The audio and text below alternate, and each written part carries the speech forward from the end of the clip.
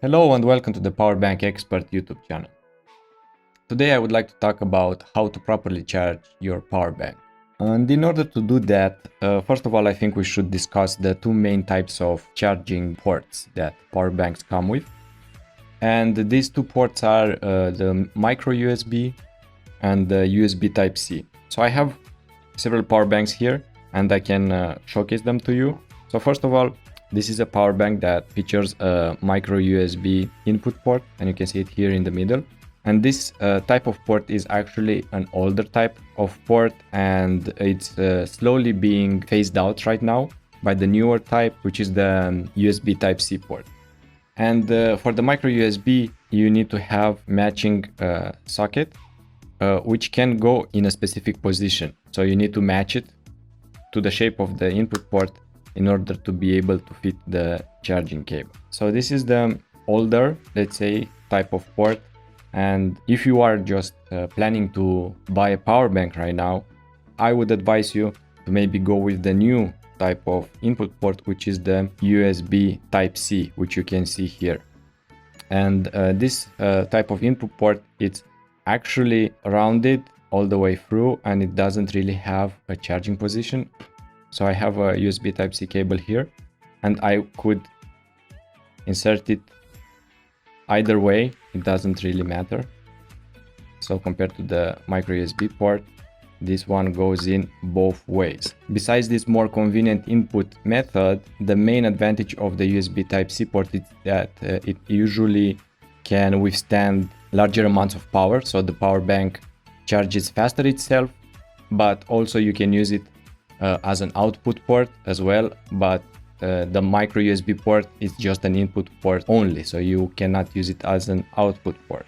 And there are some power banks which are in between these two, so they feature both type of ports, such as the power bank I have here.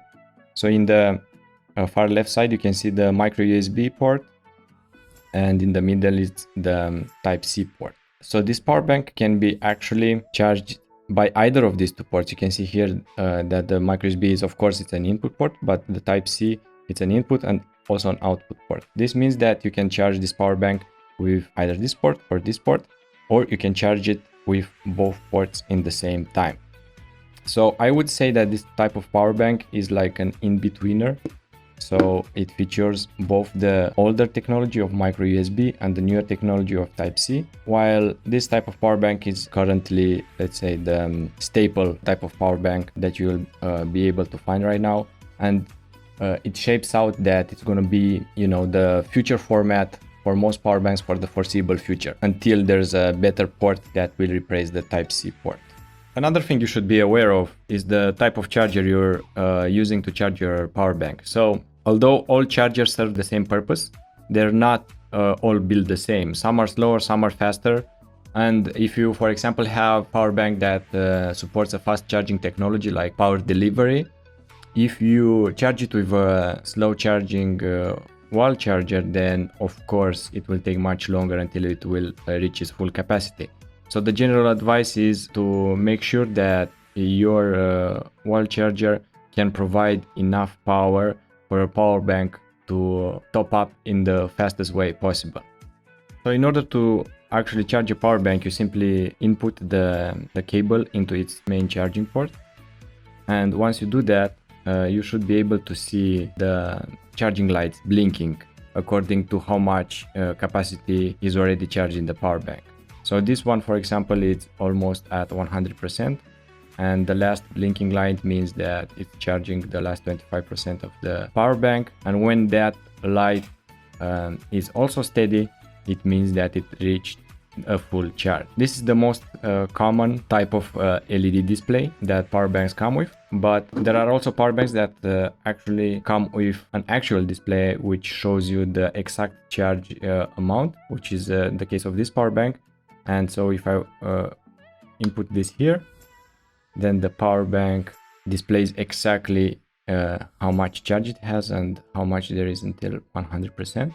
So this kind of power banks are easier to keep track of, and it's easier to estimate how much time you have until you reach 100%. So if you have the choice, I would go for a power bank that would list the charging capacity, like in the case of this power bank here. Another way, of course, that you can charge a power bank is using alternative charging devices such as a laptop. But if you were to charge a power bank using a laptop USB, it would take a really long time, because those types of USB ports deliver very, very low amounts of power. So it will take a very long time to charge your power bank.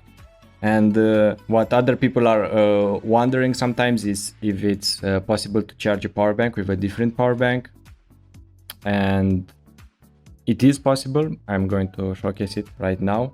However, it is not a very good idea simply because this is highly inefficient. So let's see if we are able to charge this power bank right now. Yeah, you can see the LED lights starting to blink. So what's going on is that power from this power bank is going into this one. It's working, but on the way a bunch of power is lost. So of course the transfer of power is definitely not perfect. So a bunch of the power from this power bank will completely be lost, and much less power will reach out in this power bank. So this is good for just showcasing, but it doesn't really have a real life use. None that I can think of. Maybe there are, but it doesn't cross my mind right now.